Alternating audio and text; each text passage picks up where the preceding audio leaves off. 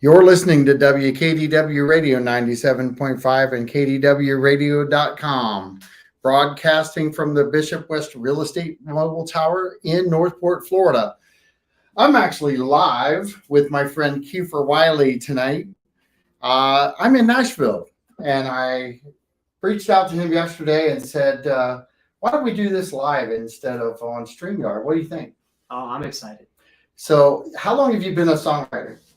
I guess I wrote my first song when I was like 12, so like 16 years, something like 16 that. years. Yeah. So, I read a little bit about your bio, and you're from the Cleveland area. Yeah. So tell us what it's like to be from Cleveland and now in Nashville. Yeah, well, the weather's much better here. Yes. Yeah, I grew up in Cleveland, went to school there. Lovely city, lovely place for the 2 months of the year that it's not snowing. And so you've got a lot going on with your songwriting. What's happening in your world today? Well, I recently transitioned back to doing music full time.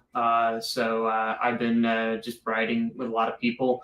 I've got a couple singles in various stages of being ready to come out, and probably going to play a couple of them here today. So, I look forward to that. Yeah.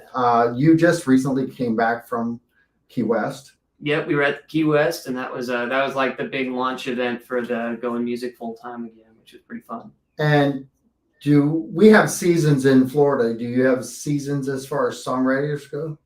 As far as the writing, I wouldn't say so. We definitely have times in Nashville where we have more tourists. One of the ways I make my living is playing at the bars downtown and stuff. So like that does slow down a little bit in the winter time, but not by much. It's pretty much an all year round adventure in Nashville. So what do you do as a new artist? What would you tell people to do when they first came into Nashville? Yeah, I think that just be involved. That was the biggest thing that worked for me. Focus more on helping out, supporting, and making friends and connections than getting on stage for your first couple months in town, and just try to get to know everybody and help where you can. I think that people that employ that kind of cooperative sort of mentality tend to be a lot more successful. So you've got years of experience under your belt now, right? How many songs have you written? I don't even know. I would say like in the arsenal of like songs that are released, I think we're in the 20s, and just probably hundreds like overall that have been finished in various stages. I'll sometimes forget about a song for a couple of years, and it's like something just wasn't right about it in the moment, and then we come back to it. It's like, well, maybe there was something there, and with like different experiences and different ideas kind of bring new life into it. Do you write in groups or do you write by yourself? So generally when I'm writing for like my artist persona, Keifer Wiley, I'm writing by myself. But I do a lot of writing in groups whenever I can. It's a lot of fun to kind of push yourselves in different directions, take in different ideas from different styles, different people.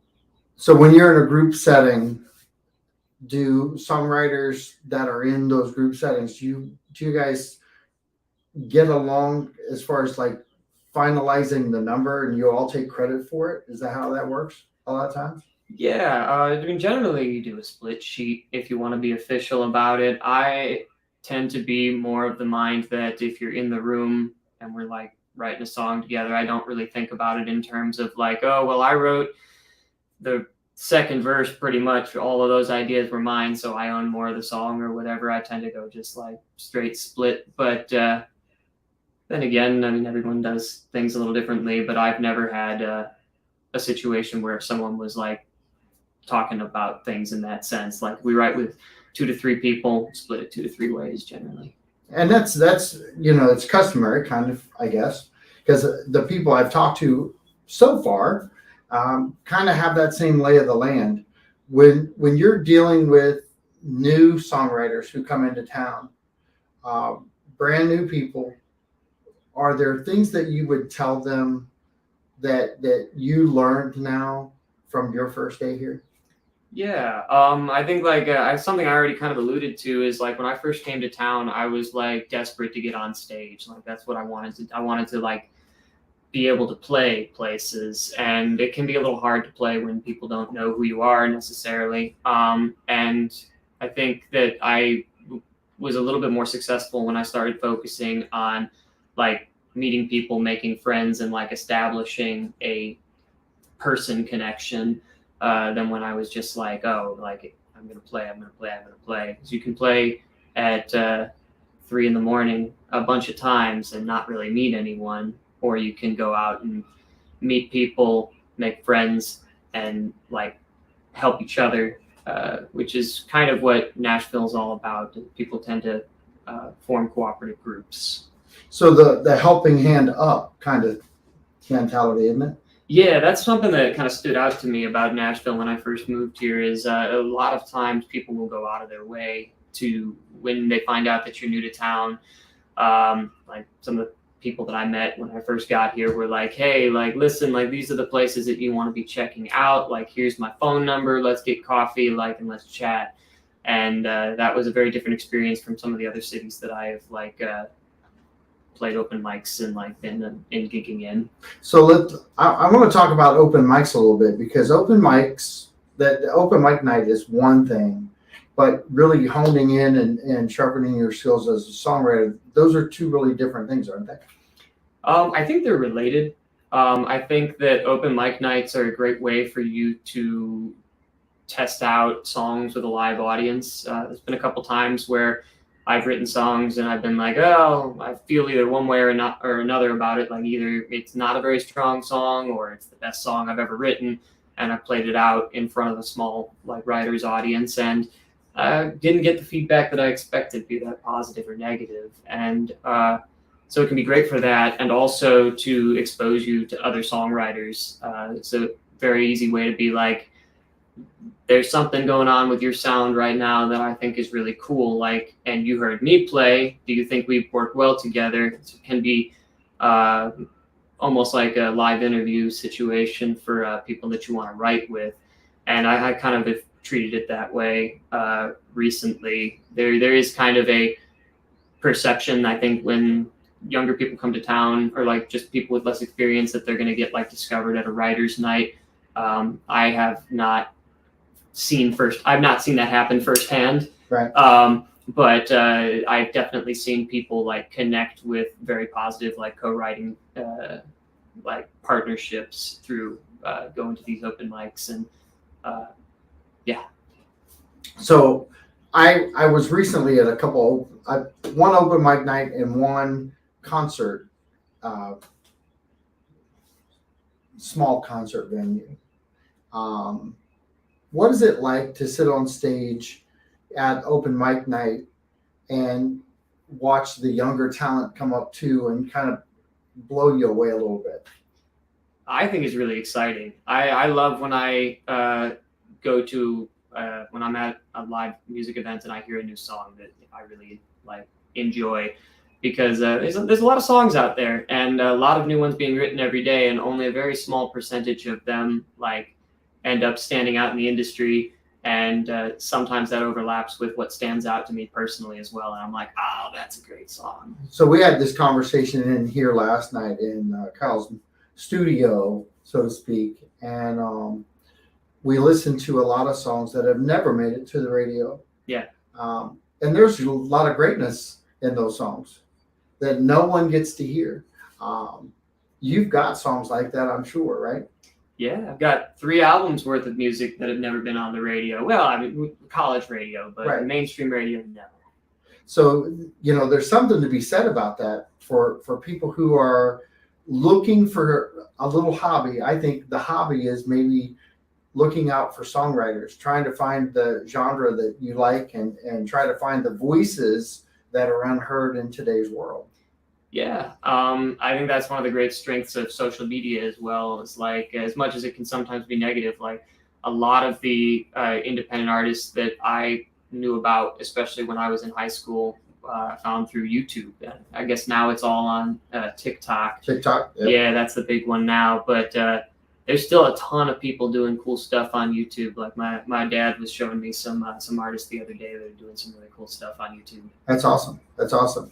So I'm going to let you play your first song. What's up your sleeve here? Cool. Yeah. So I want to play a song since we're like kind of in a quiet room here. I want to play a song I don't often get to play at a noisy bar.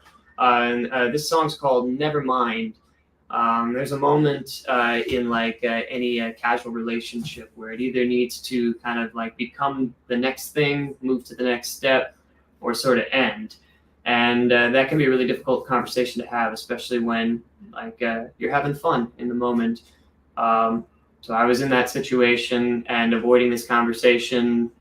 And when it finally did happen, it turned out we were both thinking the same thing. So that's where the song came from. Well, I'm going to step out and I'm going to let you have it. Cool. Let's play.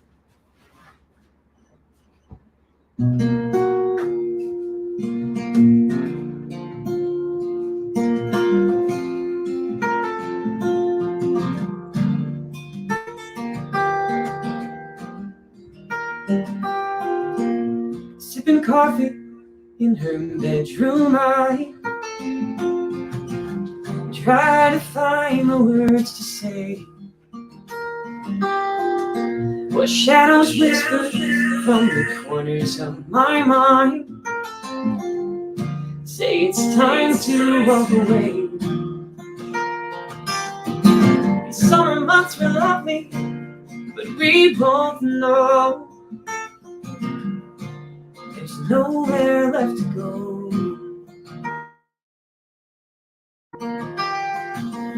So sipping coffee in her bedroom, I lie, but she don't mind.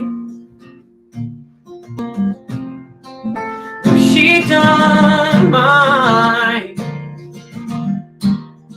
No, she don't mind. So never mind. Never you mind.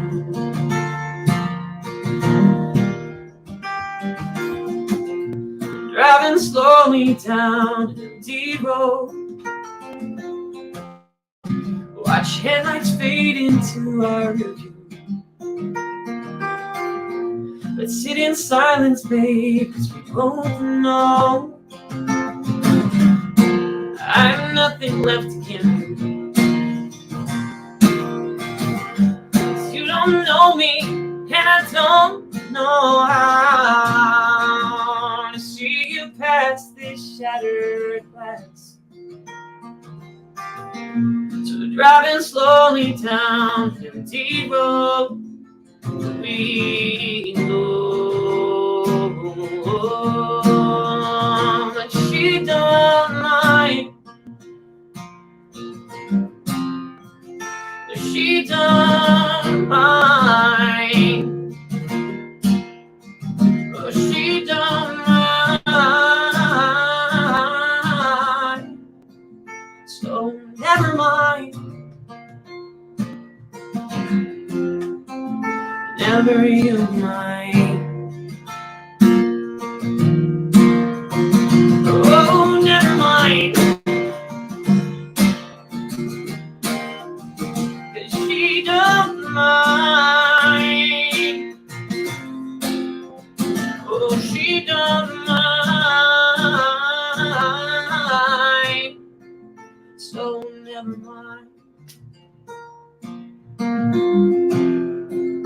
Never you mind. Oh, never mind. Never you mind.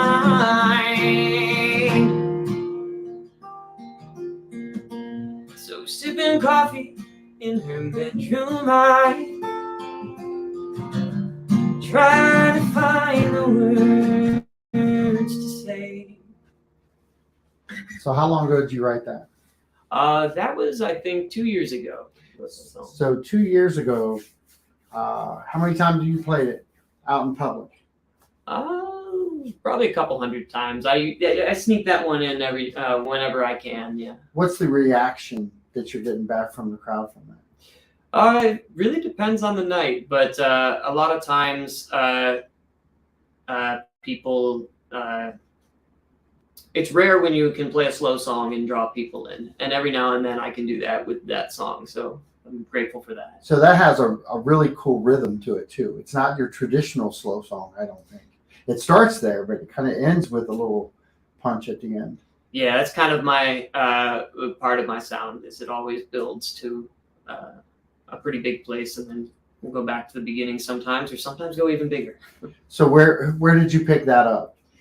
I don't know. I guess it's just kind of how I've always written. I do come from a musical theater background. I did a lot of that in high school, and I think that is a very common trope in the way that musical theater like creates their arrangements. Is they'll have big emotional climaxes and come back down. That's a cool background too, because you're coming from a stage performance in maybe musical theater, right? Did you do any musical theater? I did. I did both musical theater and like classical stuff as well. So, sweet. So my son is actually at Kent State, and he's a backstage designer now. Oh, cool. But he did the same thing through high school, and went on, and he's doing things now in the arts. So you really kind of transitioned. Did you play in high school guitar? Yeah, I was doing both actually. I was playing guitar, and somewhere out there's probably archival footage of me playing. We did Godspell, and I played guitar on stage for that, and a couple other shows. It was part of my character or whatever.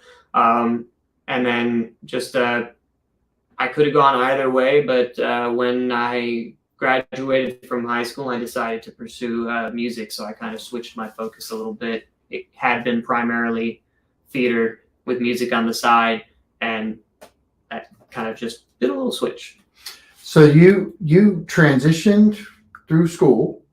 Did you take any college or? Yeah, I went to Case Western Reserve University. Cool. In Cleveland, Ohio, and studied audio engineering there. So when in audio engineering, so you've got another layer there built in your expertise, right? Yeah, I would suppose so. I always kind of was learning more so for like working on my own music, at least at the beginning. But it's a really fascinating field, and there's a lot of really cool things that you can do, and lots of gear to learn how to use, which is fun. So how's that transitioned you to Nashville? How did that? I mean, all these little steps that you're taking to advance yourself open doorways too, don't they? Yeah. I mean, when I was an audio engineer, I was spending my summers recording music festivals, classical music festivals. Cool. And so that was really cool.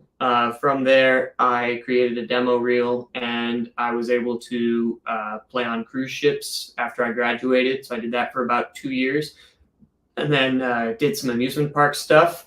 I did a show at Cedar Point, which is Sandusky, Ohio. Okay. And it was pretty fun. They spray painted me sparkly silver and made me wear bat wings. So that was pretty wild. Yeah. It was like an 80s like Halloween themed show. And then from there, I just like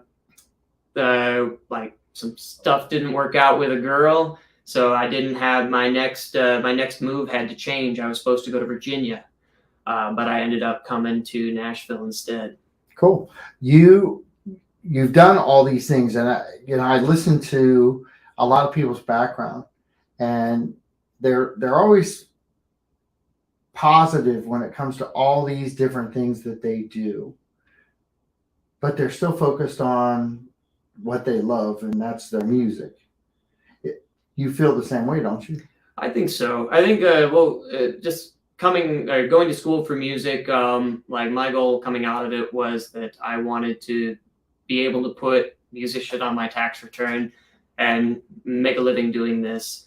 And I view it very much in the sense that it is a craft and also a trade. Like once there's certain things that that you do, like apprenticing, like doing a open mic night is kind of like an apprenticeship. Like you're learning the repertoire, you're learning like etiquette, interaction, how to be entertaining, and it's kind of it's a trade as much as it's a craft as well. And it's not easy to get up on open mic night, for one, if you're brand new. So no, sometimes it's the people's first time playing in front of an audience, and oftentimes it's the end of the night, so it's not the easiest audience at 3 a.m. when everybody's been a little overserved. What did you feel like the first time you played in front of an audience? Well, I think that I don't know if it was the first time I played in front of an audience, but I used when I was in middle school, I did this like volunteer thing for a nursing home or like a assisted living facility, and there's a recording somewhere of me playing Norwegian Wood, and I remember being nervous, and I remember my heart beating really fast, but I didn't notice how fast I was playing it. Like I looked back at the recording a few years later, and I was just like, must have been the fastest version of Norwegian Wood ever. Right. So what does it feel like today? Do you still get a little bit jacked up for that, or do you feel more comfortable when you're just ready to go? What's your feeling today? Yeah, well, it really depends on the day. Usually, I still get a little nervous, especially when I'm playing a new place, new repertoire. If I'm playing with different people than I normally am, like the Nashville. You're often swapping out members of your band. I'm not fortunate enough to have like a core band yet. Right. So every time we have a new person, it's always a little bit stressful because it's going to feel a little different. Do you ever have anybody get up and harmonize with you when you're up on stage? Yeah, well, a lot of times people that I wrote the song with are in the audience, so sometimes they'll pop up or maybe they're sitting next to me in the round and we'll sing harmonies on each other's songs. That's like everybody here is so talented vocally and instrumentally. Oftentimes we'll have people whip out a guitar solo, sing harmonies, that kind of stuff.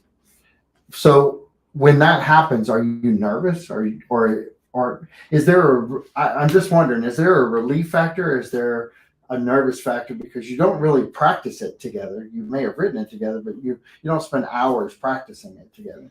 Yeah, I mean, it's usually so impromptu that by the time I've noticed that it happened, it was like, but oftentimes it enhances the show. Even if it's not perfect, it adds something to the energy of the room when people see someone else's knows the song.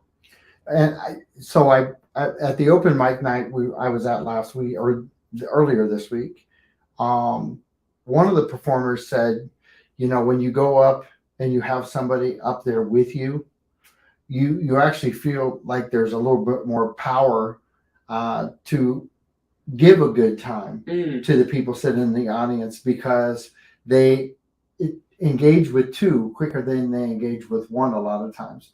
And he made a statement that was to get to two, you can get to three quicker. And 3 leads to 5 and 6 and 7. Do you kind of find that when you're up on stage and maybe playing in that quiet room, that when that person does get up on stage, the change happens in the room? Oh yeah, like I said, when somebody gets involved, when the rest of the audience can see people engaging with the music, it makes them think, oh, maybe I should be engaging with the music more, and it definitely is a positive effect, I think. What's the biggest venue you played? The biggest venue I've played, probably the House of Blues in Cleveland. That was pretty big. How many people were they? Probably like 500 people, something like that. They weren't all there to see me. It was a rock off, but it was a lot of fun. Yeah. But to have that, that changes the dynamic too of being on stage, doesn't it? Yeah, I would say like once the audience gets to be that size, the way that you interact with them changes a little bit. And I'm not fortunate enough to have a lot of firsthand experience playing to audiences that size, but I can definitely feel that it's different the few times that I've done it. The way that you reach an audience of like 2 people at the table over there versus a stadium is it's kind of a different approach, I think. What'd you get from that? I mean, It was a pretty magical just to see that many people out there. But I will say that I personally have connected more sometimes with the really small audiences. I've played, like most of the shows that I play for less than 50 people. But sometimes I'll play a show and there'll be like 50 people, and none of them are like particularly engaged for whatever reason. Maybe it's a dinner place, they're eating dinner or something. But sometimes there'll be like a dozen people there, but there'll be one table that is just like really there to listen to music and have a good time. And like those are sometimes the best shows, even though like wasn't the biggest crowd in the world, but the people that were there to have a good time and engaged. So let's set the next song up. What do you have? What do you have for us next? Cool. Yeah. So I said that I was supposed to go to Virginia, but I ended up in Nashville. Yeah. So I'll play you the song I wrote before I did that. Fantastic.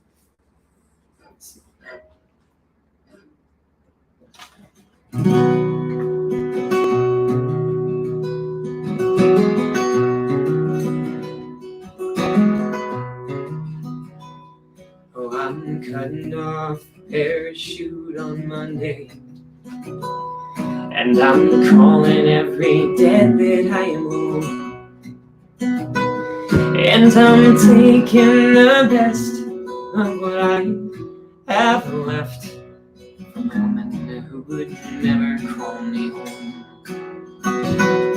As I drive down through the mountains just to touch her, oh, she sang to me those songs I'd heard before.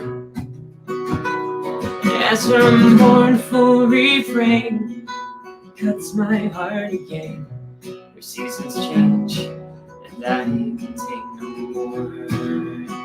'Cause I know she's calling, 'cause I answer late at night when the world leaves her alone. When there's no one else to blame, no one calling her name. Maybe tonight I'll let it ring. Oh, let it ring.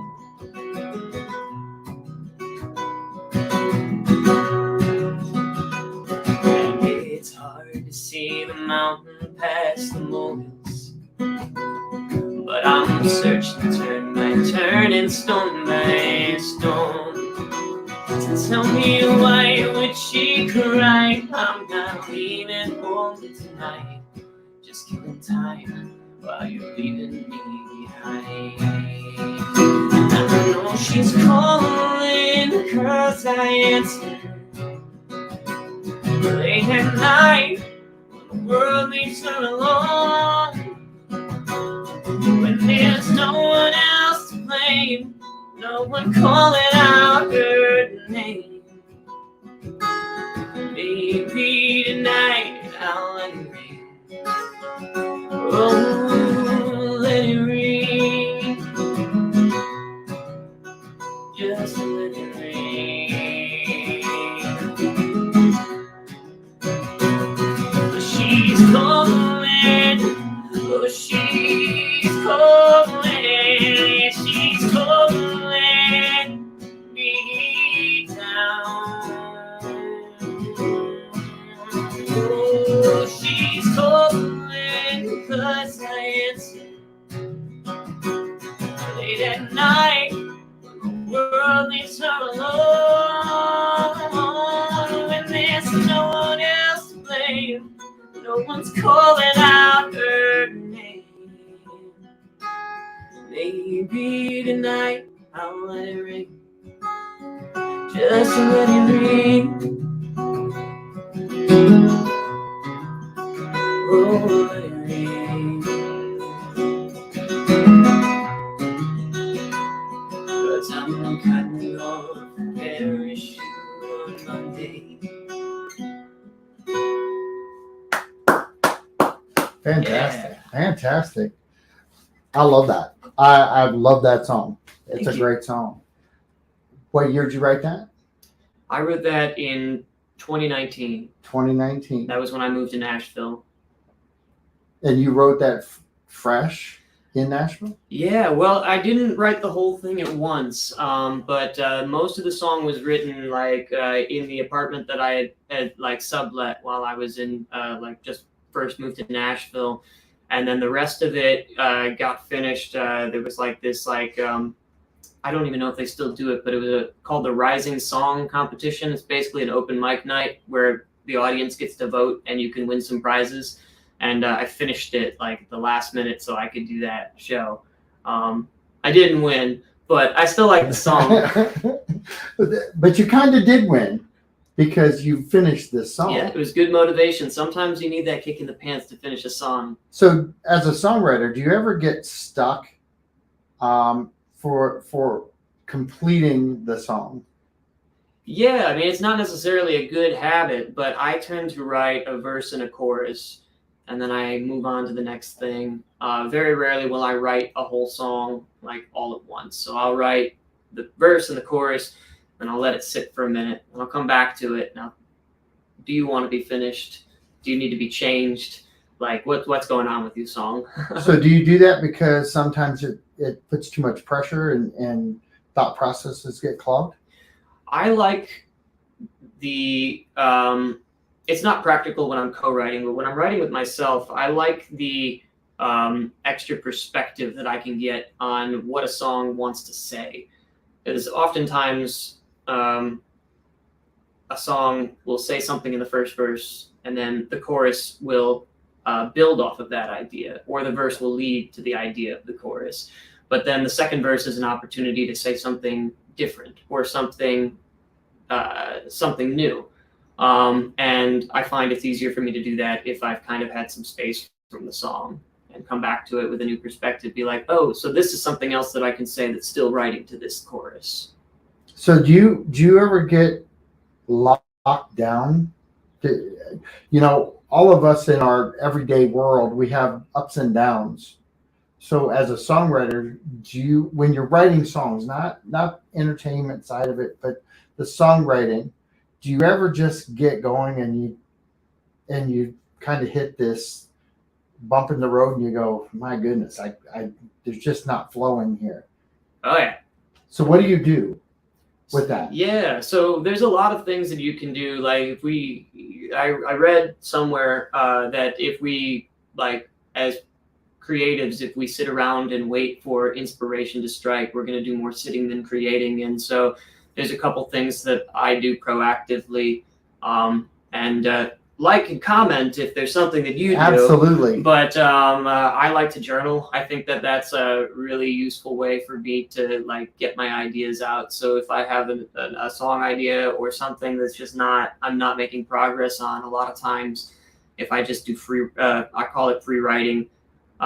Basically the idea is it's train of thought. You don't think about anything except the starting word, and then you just write. And the idea is you don't let your pen stop moving. Don't capitalize, don't spell correct, horrible handwriting. I've got notebooks of just complete hieroglyphics, but it gives you it kind of frees up your inner editor, which I think a lot of times, especially when you write with a lot of really great songwriters, like there's a little bit of a competition, like, oh, like he just said something that's really cool, like I need to come up with something even better. And so you don't say anything. It's like, oh, I gotta come up with this awesome idea, but that can stop you from going anywhere. So you just engaged with the audience here, and what I find is really cool is that you encourage them to kind of express themselves in that manner. Does that happen a lot during and after maybe open mic, where people come up and engage and maybe give you other thoughts? And yeah, I think more so like the open mic, at least for me, is like where we make the connection. So a lot of times it'll be like, oh, like I liked your song, like I like your song, cool hat, thanks, what kind of guitar are you playing? Right. And then from there, like usually we'll set up a write, or maybe we don't do anything. Maybe we just exchange contact information.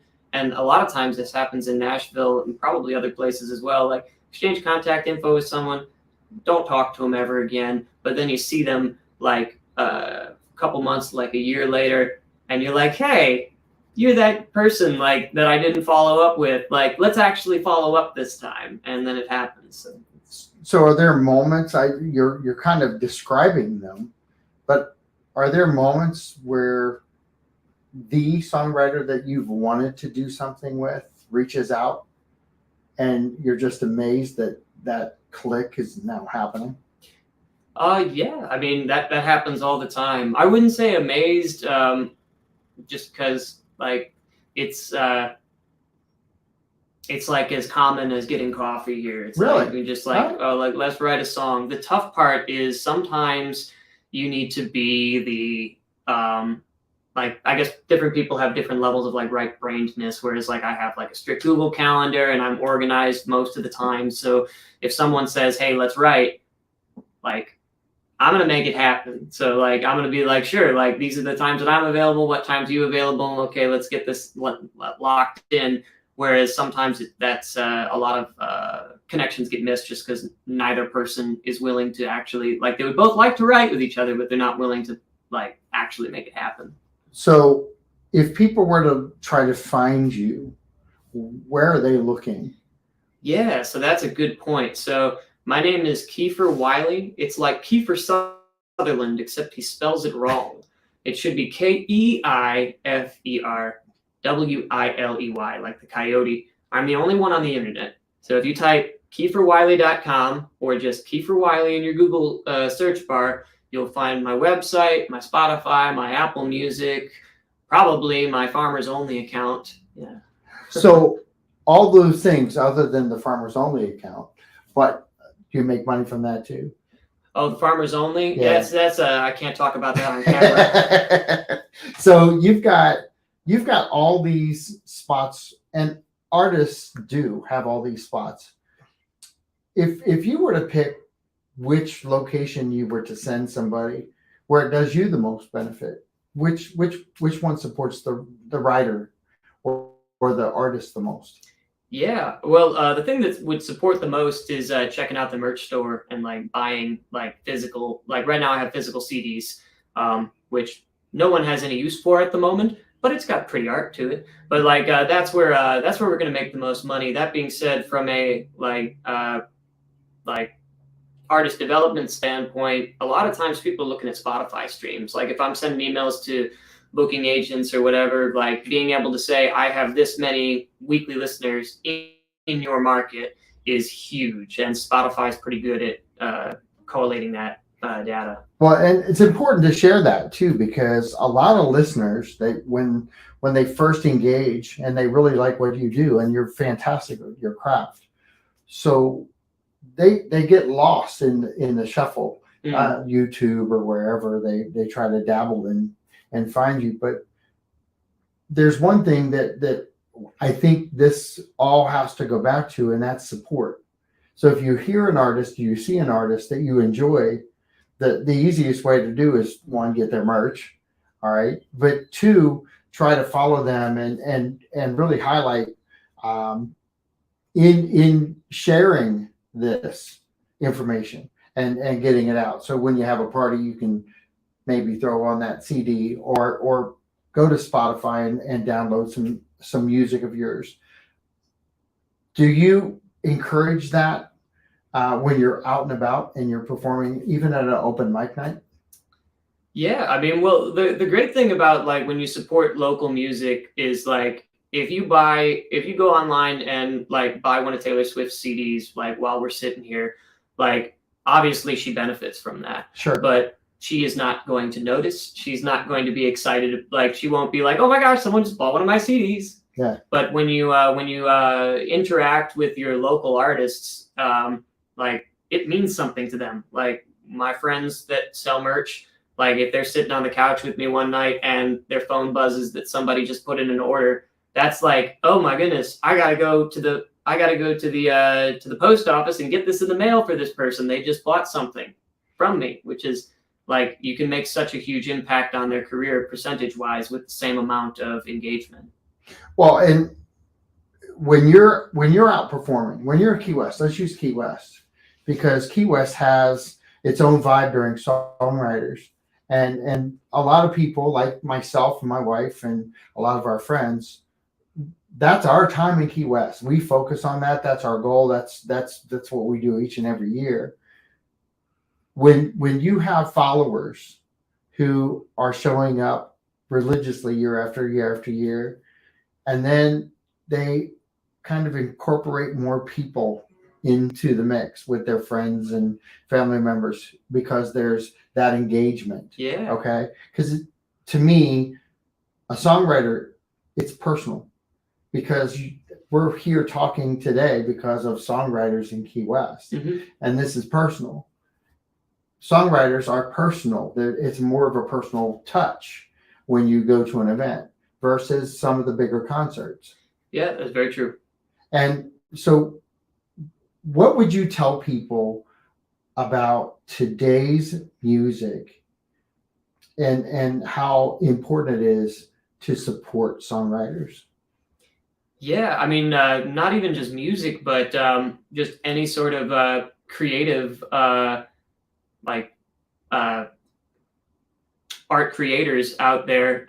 If you don't support the ones in your local community, then you're not going to have anything. Because as big, like, not to pick on Taylor Swift, but just because we already mentioned her, like as big as she is right now, like she started off as a local artist, and if people hadn't been coming to her shows and buying her merch when she was not Taylor Swift, when she was just Taylor Swift, Right. then we wouldn't have the superstar that we have today. So yeah, just it's a responsibility, I think, for people to be patrons of the art in their own way. Like that's the way the arts have existed for hundreds of years, is that people who see the value support it.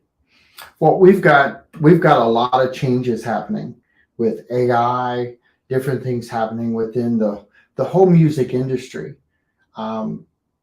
I think the social media side of it is fantastic. So the importance of fans following and liking different posts, especially this one and anything that you put out, there's a value to that because that power of followers, it means something, doesn't it? Yeah, I mean, like I said, like especially with Spotify and to a certain extent Apple Music, like if you can show engagement with people and you can translate that, like it will open up some doors for you. I want to stay there for a second because the importance of that, we're talking about the journey of a songwriter here, and that journey includes that piece, and there is importance to that. And is there monetary gain for songwriters who have larger followings in the Spotify and other areas? Oh yeah, 100%. I mean, every little bit counts. It's a very small percentage, but you do get paid per stream, and you do get paid through whatever performing rights organization you're a part of when people play your music out. And that's not just the live stuff as well. When if for whatever reason the local coffee shop started playing my album on their playlist, I'm a member of BMI, so BMI would be going and saying, hey, like we got to pay this guy because you're playing his music in your restaurant. It's not that direct, but like eventually it comes around to that. So the coffee shops and different things that get picked up, or do they do that locally here in Nashville? Do they hone in on the superstars, or do they really kind of look at some of the new talent that's out there and kind of pick through and put a playlist together for them? I don't know of anywhere in Nashville that puts that together personally. I'm sure that there are. There's sometimes local music stores will do that. Like if you drop off your CD or if you send them a link or whatever, they'll put you on their list. But I don't know of any coffee shops or bars that like play exclusively like undiscovered music. There are like a couple radio, like internet radio stations that play unsigned music, which is pretty cool. Well, and so I guess I'm going right back to people who are doing entertaining or having people over for a party. There's some really cool music out there that nobody's heard of that sounds current. Oh yeah. And if you put that playlist together off of Spotify, that just supports local music. and you're actually entertaining people with music they've never heard before, and promoting a whole different, I think, mindset for people to come into a party. Oh, yeah. If what does it feel like to you when you walk in and hear your song?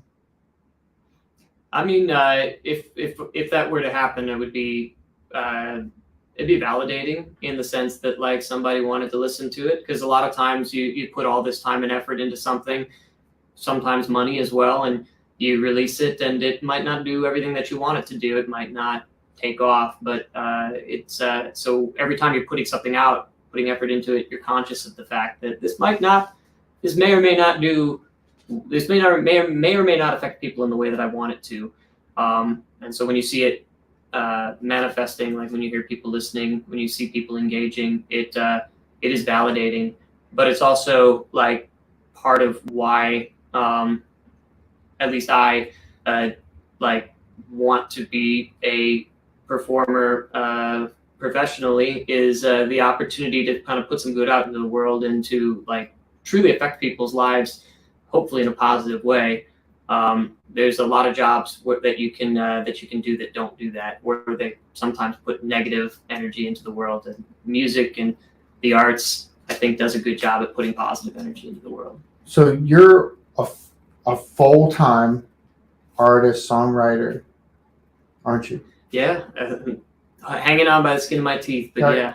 So I to do that, to hone that craft, and to be able to sustain yourself and sustain your life, what kind of commitment does it take from you? What's your day?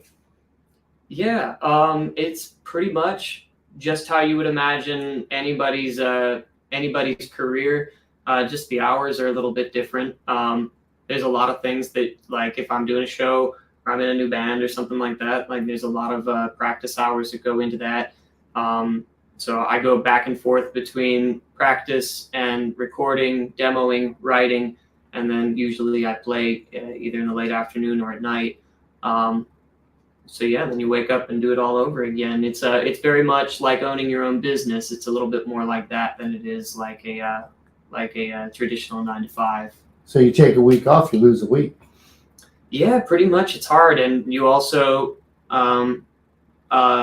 when you walk away from something, if you let somebody fill in your gig or whatever for a week, that's a great opportunity for them, but it also puts you at a position where you're no longer like if you take a week off, people come, they're like, oh, so and so is supposed to be here, he's not there, maybe they don't come back the next week. So it's you very much have to treat it yourself like a business. So I'm glad you gave that example, because that pressure, it is a pressure to stay at your game, but you have to handle that pressure the best way you know.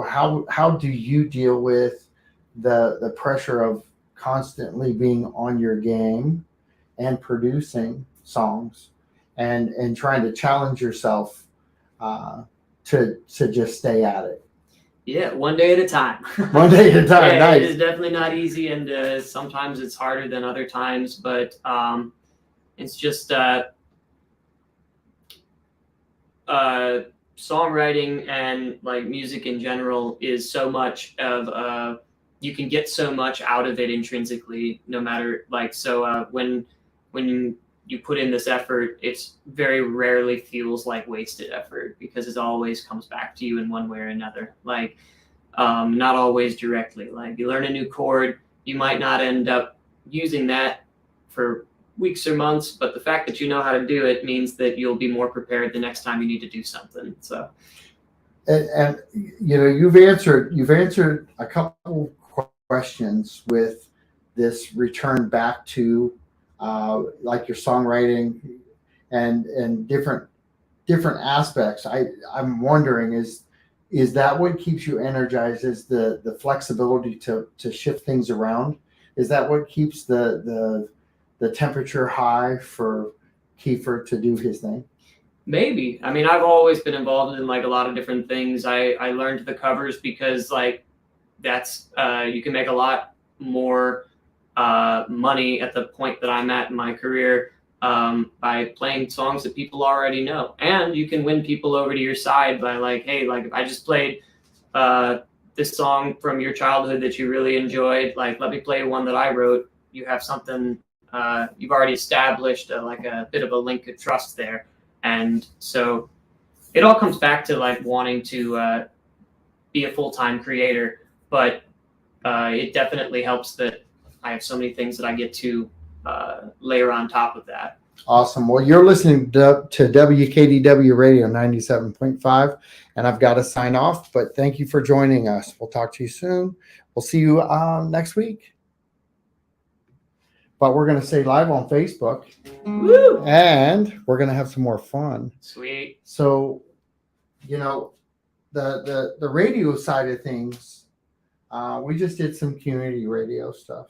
And there's about 28,000 listeners out there that got to hear this through the radio station. I don't know that I told you that, but that's what we were doing just now. So we have community-based radio all over the country, and it's all volunteer, it's all work, and we have open mic nights. We do all those things out and within our radio station, believe it or not. All the things that, all the stories and all the fun that you've had. What's one of your favorite songs that you've released that you've gotten the most reaction from? Yeah, I would say it's this song that I just released, actually. My biggest fan, whom I affectionately call Mom, did mention to me that all of your songs are so sad and morose. You need a, and I quote, happy go get up and dance song. Yes. And so being the dutiful and yet passive-aggressive son that I am, I wrote this song in her honor. It's called Dancin'. Yeah, so nice. Yeah, that's usually how I introduce it, but yeah, we can play it. Let's do it. Let's do it. All right, it goes like this. I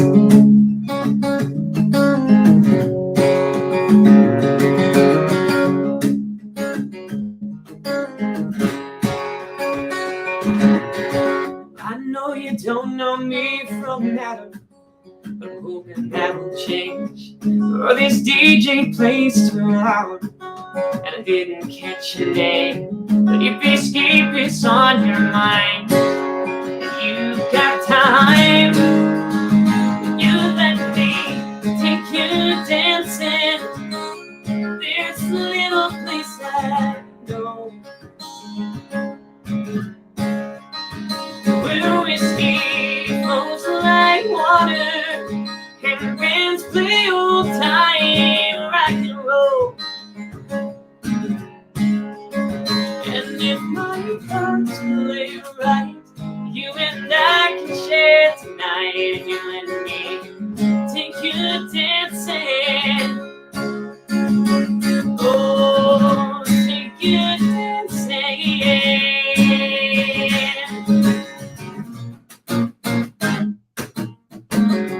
You don't need to change yours. Ain't no moves you gotta know. 'Cause you nobody knows your name.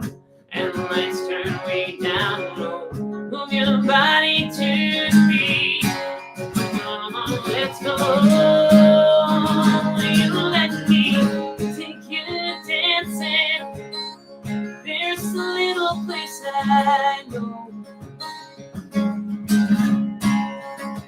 where whiskey flows like water and bands play old time rock and roll. And if our cards play right, you and I can share tonight. If you let me take you dancing, oh, take you dancing.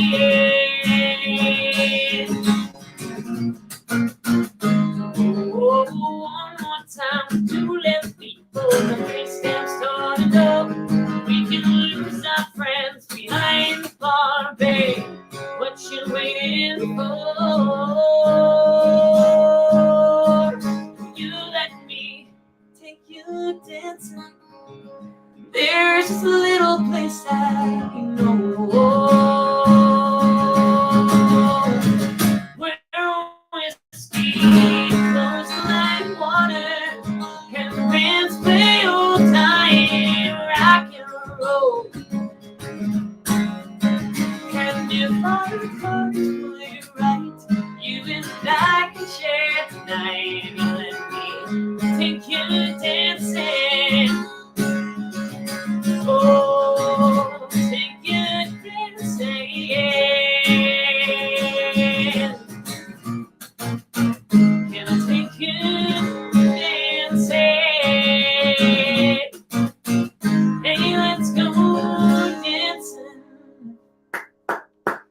was asking, holy cow, we're in a shed, and you sound fantastic. I've heard you out at Key West. You sound great everywhere you sing. Why haven't they heard you? Your voice is fantastic. Thanks, mate. And I truly, you've got that. That's another truck song. I call them truck songs every time I hear them. I would love to hear that in my truck.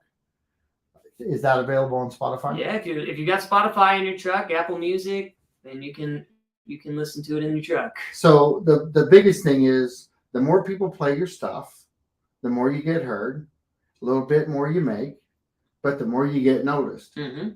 And the more you get noticed and the more your music gets noticed, the more it gets picked up on, doesn't it? Yeah, I mean, it's got to start somewhere. Yeah, somebody has to hear it and like it so much they want someone else to hear it too. Right.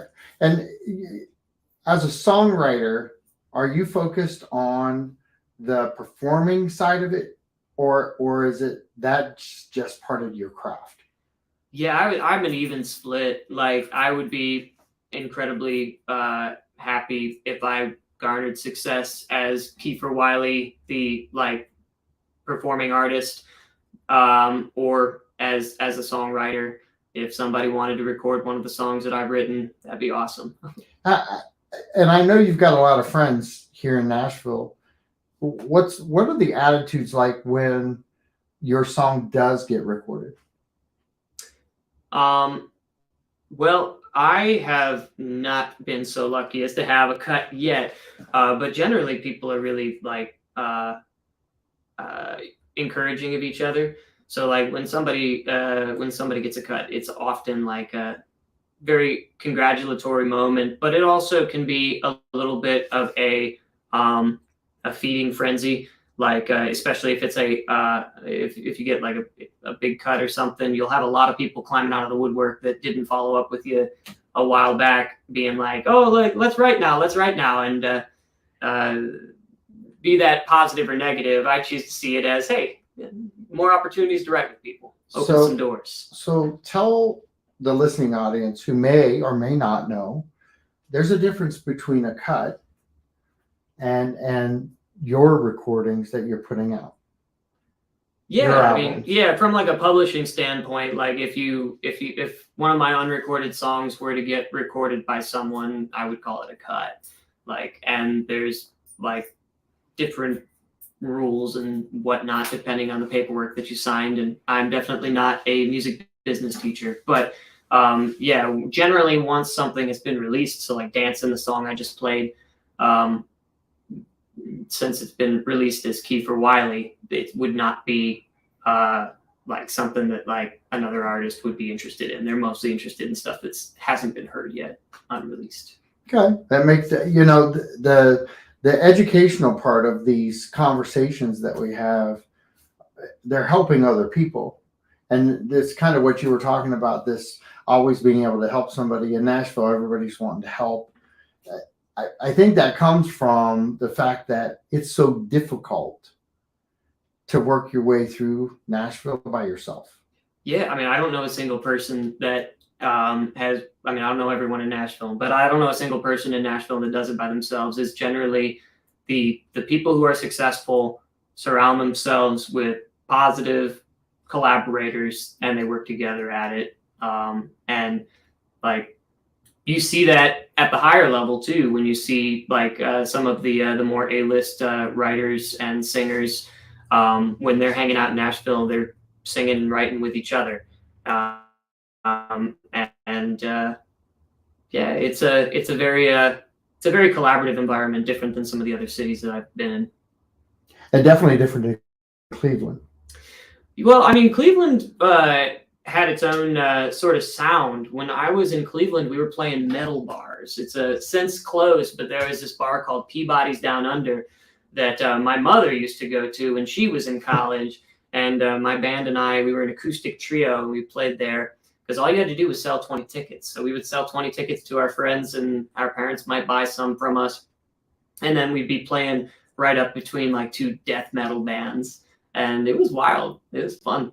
And I talked to a songwriter earlier, and she had the ability to mix her genres.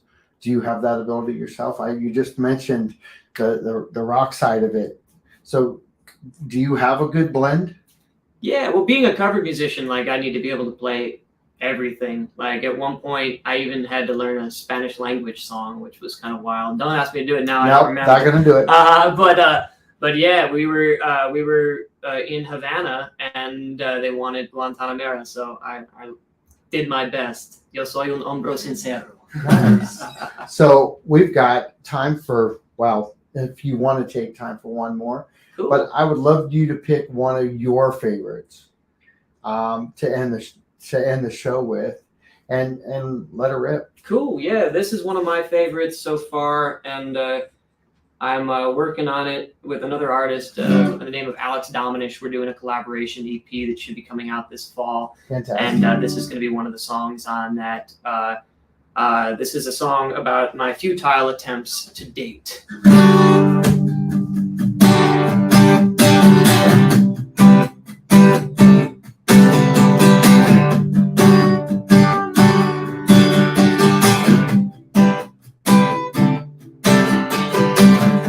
She don't believe in second chances, so I push my luck to 5 or 6. Guess a word got out about these old romantics. She knows all the tricks, and every time she hitched a ride out of town, the sun went down. And every game I let her play, it helps the meds go down. In my mind, follow every line down. Your scars in the dark, dancing out of time. And you could try to find a better way, or I could say goodbye to yesterday. But every touch, soft or rough, is good enough until the sun comes up.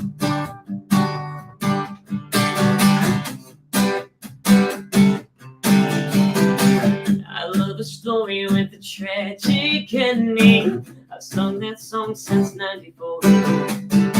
Just another fable I'll be left defending. My pieces spread out on the floor. And if she's right, I could be wrong. There's more roads less traveled down a new place, another face to move along.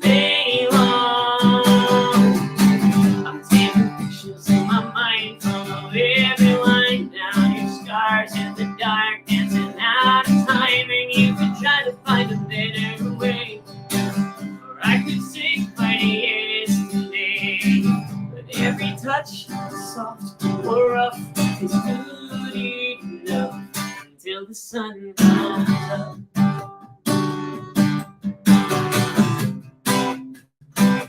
Until the sun comes up.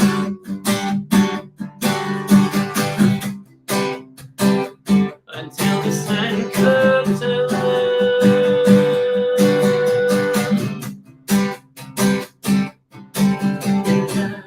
Taking pictures in my mind, follow every line down. Your scars in the dark, dancing out of time. And you could try to find a better way, or I could say goodbye to yesterday. But every touch, soft or rough, is good enough. I'm taking pictures in my mind, follow every line down. Your scars in the dark, dancing out of time. And you can try to find a better way, or I could say goodbye to yesterday. But every touch, soft or rough, is good enough until the sun comes up. Until the sun comes up.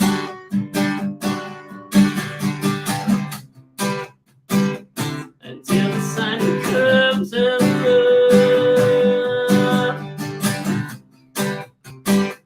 Until the sun comes up. Awesome. Woo! Fantastic. So you know, you've got a heck of a lot of talent there. Thank you. And I want to say, share this video. Go check out Keifer. What's your feeds out there? You got Spotify, right? Spotify, Apple Music, iTunes, Deezer. I think I'm on Tidal. I'm on all the stuff. So whatever you like to listen to music on, just search Keifer Wiley. It's like Kiefer Sutherland, except he spells it wrong. It should be Keifer, and Wiley like the coyote, Wiley. And you know what? This is the first time I've done live. Oh, cool. Yeah. So we can't fix it in post, can we? Well, no, we cannot. We cannot. And it's the first time I've sat next to a songwriter during this show. Cool. So you're the first to have done that. So we've had a couple of little goofs, but guess what? Goofs are good. Yeah. People are going to remember. They're going to talk about this because you got some great songs. That's how they know it's live. That is true. That is true. So thanks for watching. This is John Rawlings with Songwriter Soul Saints. Thanks for hanging in there with us. And Keifer Wiley here. Check him out. He's a good dude. Thank you, sir. Goodbye, America. It's Talk been to you weird.